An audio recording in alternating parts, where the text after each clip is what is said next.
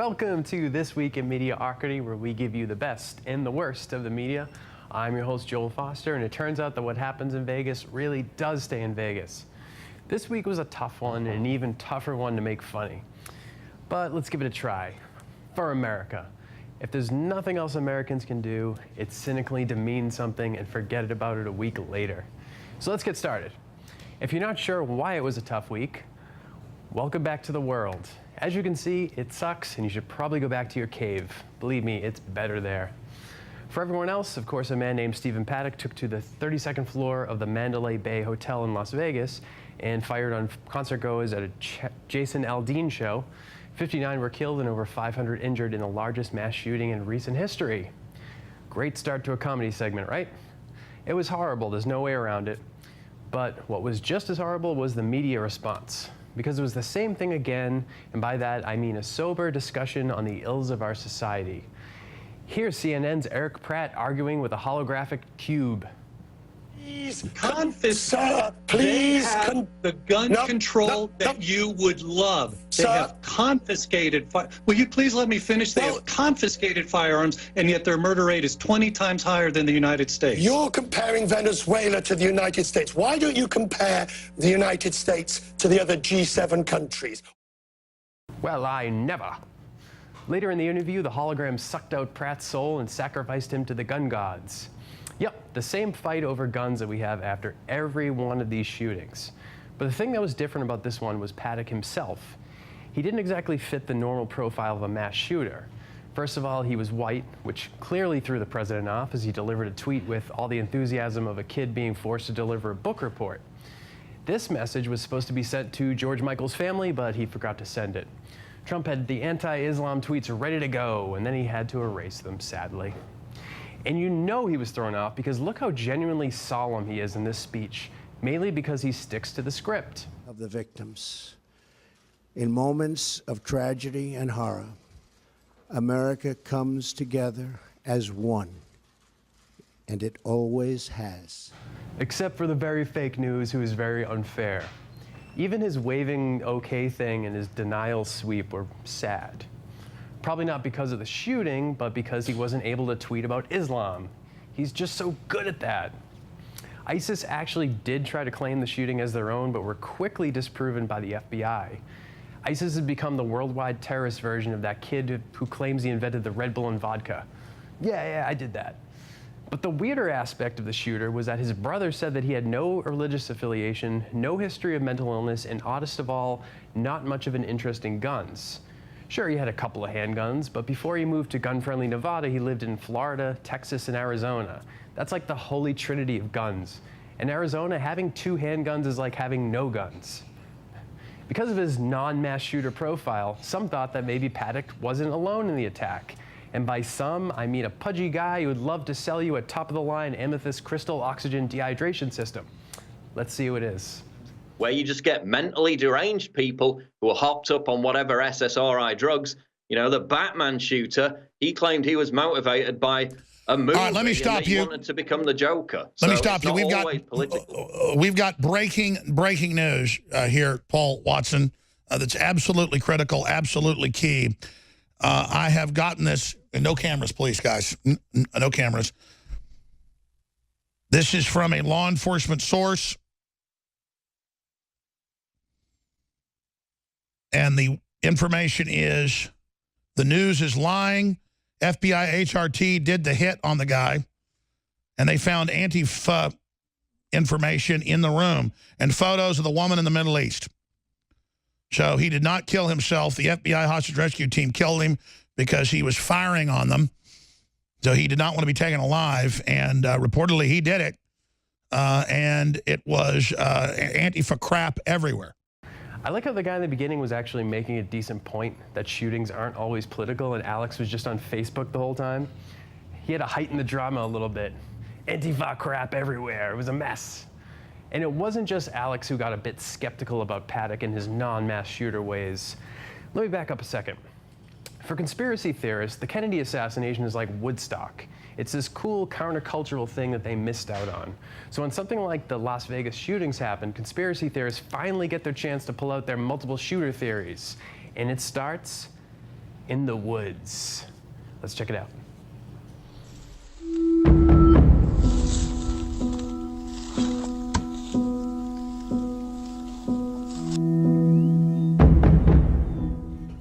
Hi everybody, welcome to Foxhound Bushcraft. After the recent events last night, I just kind of wanted to talk about a couple of thoughts that I have on the Las Vegas shooting. I mean, this is bad, guys, but there's some things that just don't add up to me. Like, I mean, that many people killed, and they're saying one guy did it from, 30 stories up over that. But what in the videos, for one, they said there's one guy shooting, but you can obviously hear what sounds like two different guns firing, fully automatic. Next, Foxhound Bushcraft will learn about the concept of an echo and have his mind blown.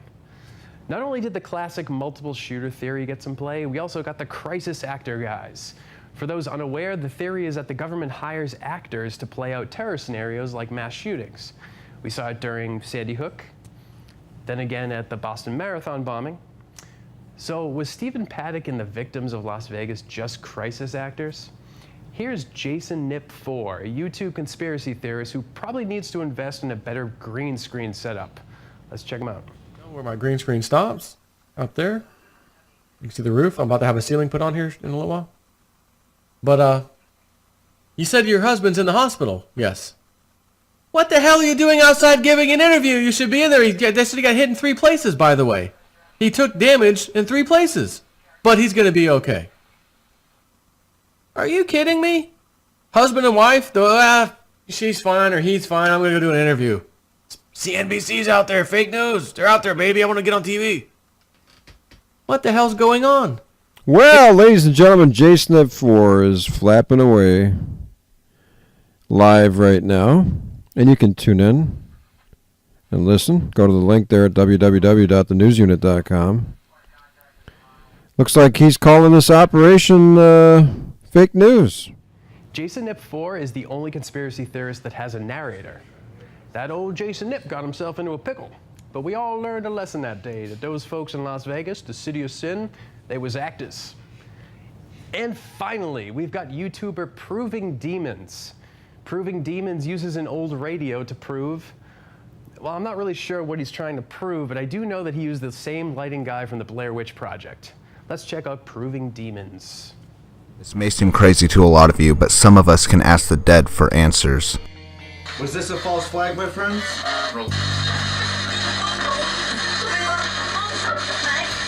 Thank you. Thank you. And the dead can reply back with fascinating insight. There's a lot of things in this world that are kept a secret. Perhaps this is one of them. Am I handsome? Do people like me? Yes.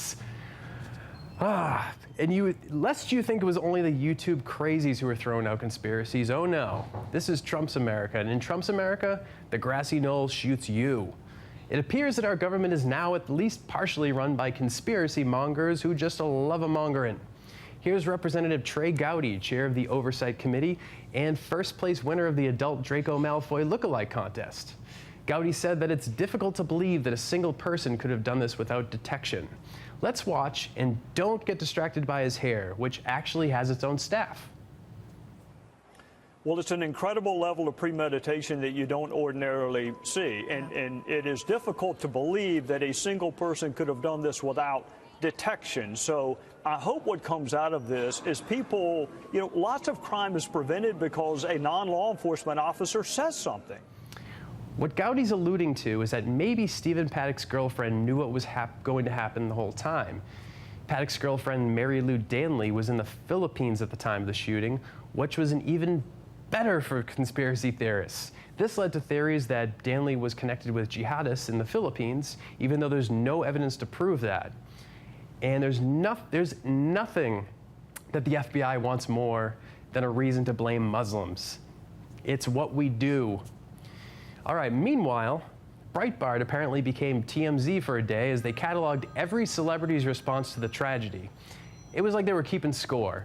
Lena Dunham, Jeffrey Wright, and Lady Gaga called for gun control, while country stars like Keith Urban, Reba McEntire, and Carrie Underwood said prayers. According to the article, prayers outnumbered gun control by 8,305 to 7,380, so go prayers. But I know what you're thinking. How did Corey Feldman respond? Oh, he prayed in all caps. Wow. And then there was walking corpse Pat Robertson, host of the religious talk show The 700 Club, the only show that combines biblical Armageddon with a fun, laid-back vibe. Let's take a look. Violence in the streets, ladies and gentlemen. Why is it happening? You know, what I'd like to give you is the fact that we have disrespect for authority. There is profound disrespect of our president all across this nation. They say terrible things about him. It's in the news, it's in other places. There's disrespect now for our national anthem, disrespect for our veterans, disrespect for the institutions of our government, disrespect for the court system, all the way up and down the line, disrespect. And when you lose that kind of respect, you lose this authority. But more than anything, until there is biblical authority, there has to be some controlling authority in our society, and there is none. Grandpa, you know you're not supposed to be on set. Colin Kaepernick, there's blood in your hands. See, the kneeling was like the butterfly's wings. Maybe Stephen Paddock lost a bet on a football game. Country music and football. It's like beans and rice. Just think about it. On the other side of the spectrum, liberal media unsurprisingly pressed on the gun control angle and were accused of politicizing the event. And yeah, they did. That's what Democrats do. They're not that great either. Democrats politicize everything. If Satan rose from beneath the earth, the Democrats would blame Trump's infrastructure plan. For example, Hillary Clinton tweeted that, quote, "The crowd fled at the sound of gunshots. Imagine the deaths if the shooter had a silencer," which the NRA wants to make easier to get. Sure, you couldn't put a silencer in an automatic rifle, but we get it. We needed that tweet about the same as we needed a Hillary Clinton presidency, which is to say, not really. But it kind of worked, because days later, the NRA said they were willing to support the outlawing of bump stocks, the attachment that makes a semi-automatic weapon shoot automatic. Surprising? But more surprising, Hillary wasn't the focal point of the hate coming from the conservative media. Instead, it was this short piece from CNN reporter Jeff Zeleny for what appears at least to be a pretty even-handed statement. Let's watch what he has to say. We'll, of course, watch that as the days unfold, but the president clearly, as John said, striking a pitch-perfect tone there. And something else I think to keep in mind, a lot of these country music supporters were likely Trump supporters, and this is something that, of course, is hitting the tapestry of all Americans, and there are going to be victims from across the country here. So he said that the president gave a pitch-perfect tone.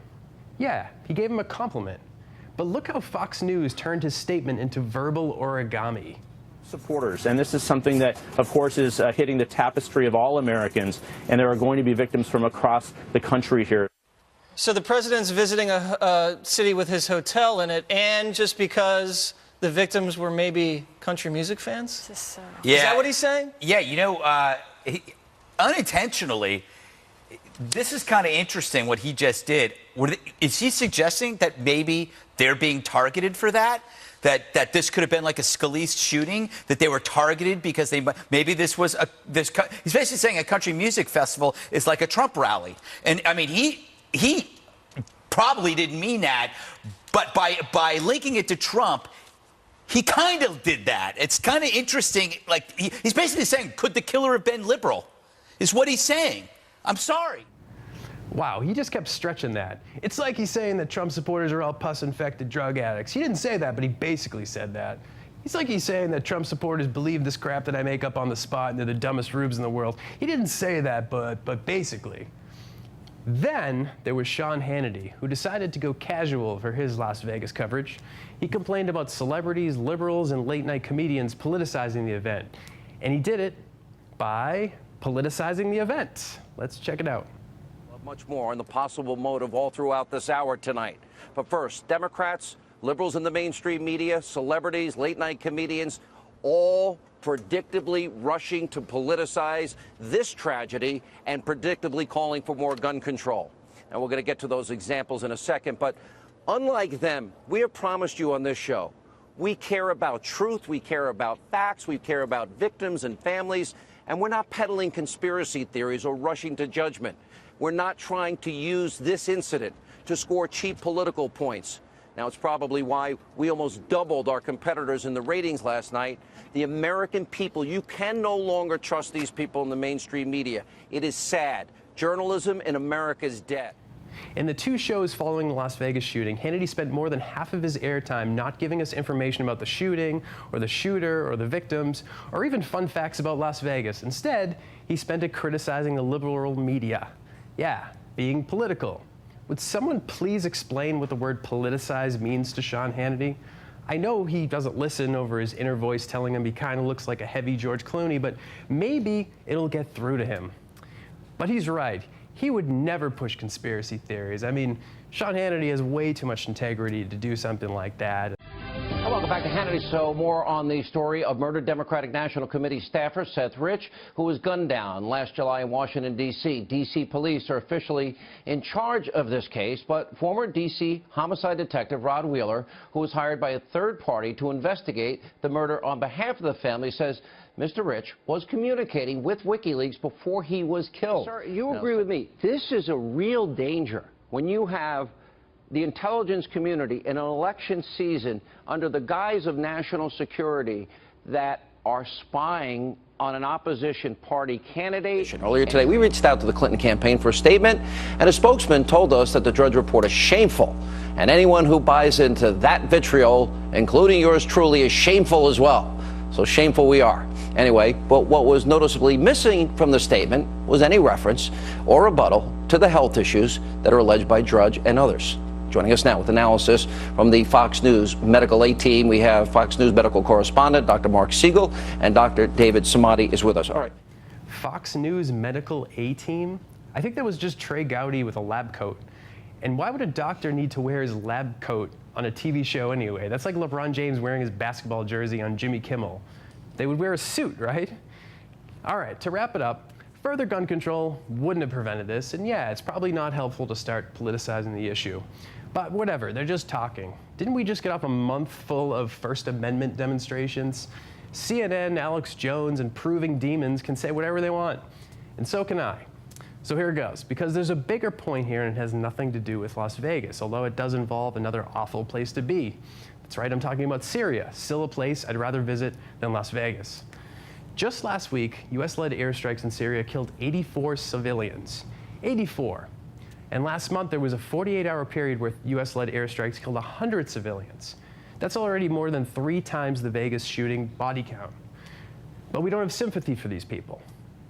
They weren't members of ISIS. These were innocent civilians, many of them children. Is it because they're from another country? Because I'd be willing to bet that at least a handful of the victims in the Las Vegas shooting were from another country. I know it's a country show, but still, statistically speaking, that's how it works out. Do their lives mean less? I'm not saying we shouldn't grieve for those in Las Vegas, but we should probably also grieve for the ones we're using our tax dollars to kill. It's only fair, but instead it's only fear. See, I told you I'd make this funny. All right, that's all the time I got for today. I'll see you next week. Have a great weekend. Stay creative, Tucson.